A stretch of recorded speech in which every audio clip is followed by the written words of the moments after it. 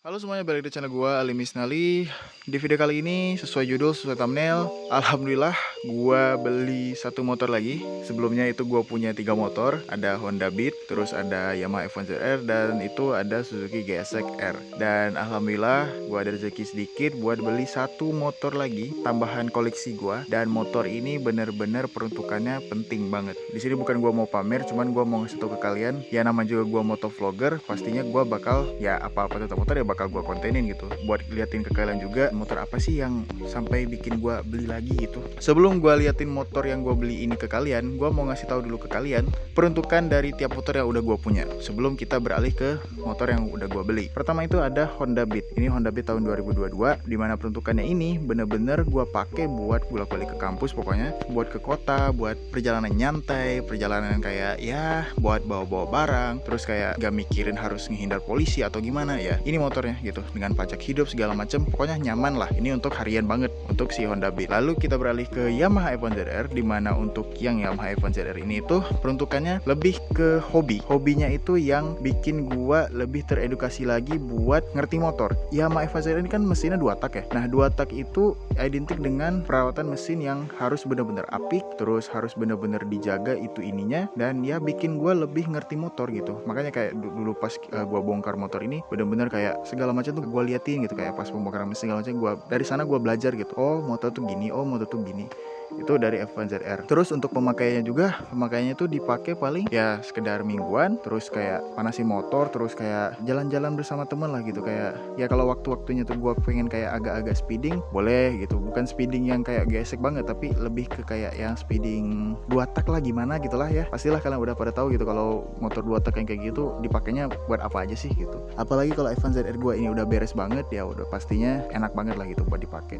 Dan ya itu untuk pemakaian sih F1ZR. Lalu kita beralih ke Suzuki GSX R gua. Nah kalau untuk GSX R ini lebih jarang lagi dipakai pastinya. Kemungkinan dipakainya seminggu sekali, 2 minggu sekali, atau bahkan mungkin sebulan sekali doang. Nah apalagi sekarang gua udah nambah jadi ada 4 motor ya berarti ya.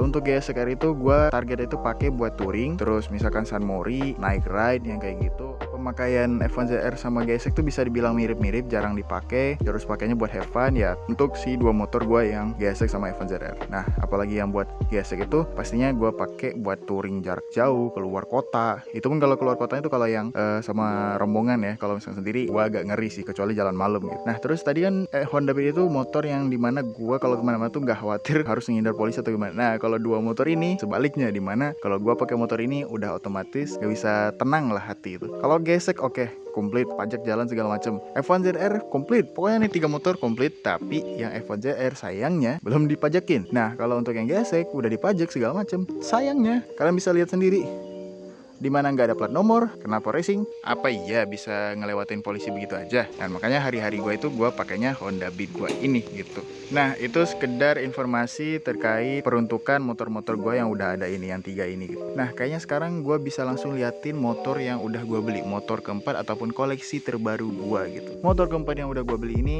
adalah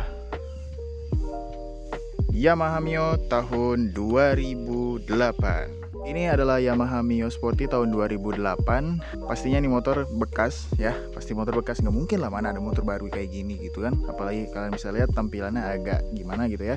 Secara tampilan kalian bisa lihat dari jarak jauh kayak gini. Kalau kata gue sih kalau dari jarak segini tuh ya nggak kelihatan ada minus-minus parah sih. Cuman kalau misalnya kita deketin ke area batok, kalian bisa lihat ini ripetan semua. Lagi-lagi udah kayak F1ZR gue pas pertama gue beli. Tuh ngeliat malah ada yang kayak gini. Dan ini bodinya penuh dengan jerawat dan luka-luka bakar kayaknya ya. Ini untuk tampilan batok tuh, ini sampai di baut loh. Ini bodi bawahnya juga, tamengnya tuh lihat. Ini kayak yang luka bakar di dempul atau catnya gagal gimana gitu. Dempul nih tapi dempulnya kayak yang gagal gitu. Ini untuk bodinya tuh. Tuh. Jadi untuk bodinya bisa dibilang parah. Untuk spakbor paling aman sih kayaknya. Itu untuk tampilan depan. Kita beralih ke tampilan belakang dulu.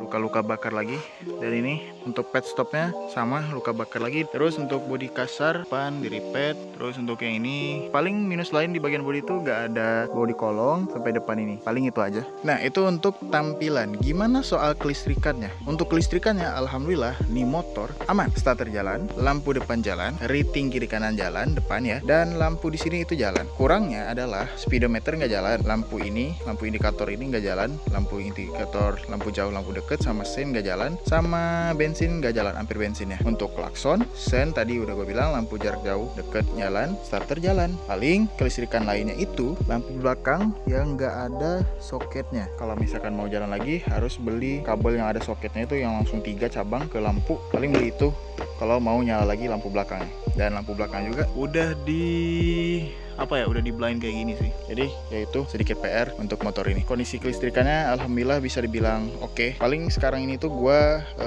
beres konten ini gue bakal bawa ke bengkel teman gue, Yoga Speed Engine. Gue bakal dibongkar buat lihat apa aja sih dalamnya yang harus diperhatiin gitu. Selanjutnya yang paling penting dari sebuah motor adalah mesin. Mesin itu ibaratnya nyawanya si motor gitu. Nah, untuk mesin Yamaha Mio yang gue beli ini tuh alhamdulillah nggak ada suara berisik aneh-aneh, nggak ada istilahnya ngeletrek kalau orang-orang sini bilangnya ya. Di bagian mesin sehernya nggak ada yang aneh-aneh dan nggak berisik lah, pokoknya adem gitu. Cuman kemarin tuh minusnya di bagian penyalahan ini tuh kalau misalkan disela itu harus dirasa-rasa gitu, harus kayak pakai hati lah, nggak boleh sekaligus. Karena kalau nggak salah gear pionir atau apa gue lupa, mungkin ada yang minus lah di sana. Nah, sisanya aman, tenaganya juga ada. Cuman kondisi awal dari ini motor untuk tenaganya ya, karbunya itu udah disetel seirit mungkin. Ini tuh kemarin ngambil di daerah Kawalu yang agak pedalaman. Itu bisa dibilang 45 kilo lah dari tempat sampai ke rumah gua ya. Gua isi 20.000 itu 20.000 bukan di pom, tapi 20.000 bensin eceran. Ya bersihnya itu 1,5 liter lah. Dan 1,5 liter itu masih bisa nyampe ke Ceneam. Bayangin 45 km. Dan kalian pasti udah tahu kalau Yamaha Mio itu dikenal dengan keborosannya. Nah, untuk itu ini gua bisa bilang irit banget, dan memang irit banget ya. Ini motor kalau misalkan pagi aja ini susah hidup. Nah, tadi aja gue pas ngidupin ini motor harus dicuk dulu, harus ditunggu bensinnya sampai turun tuh di bagian sini, tuh di bagian situ.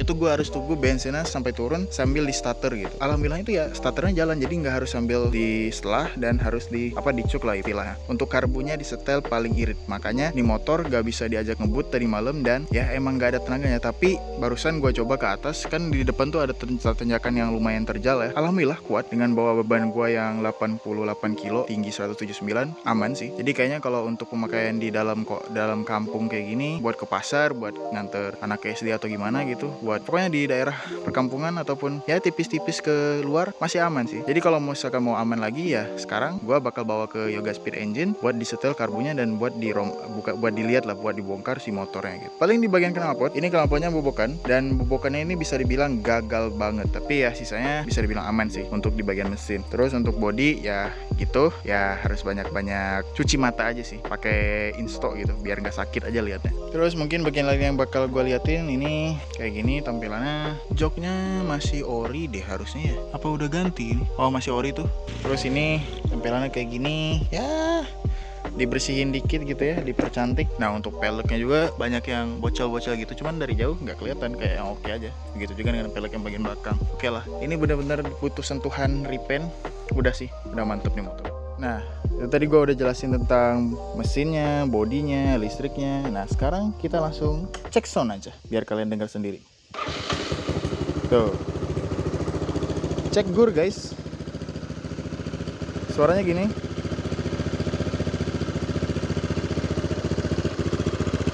Geter banget tuh.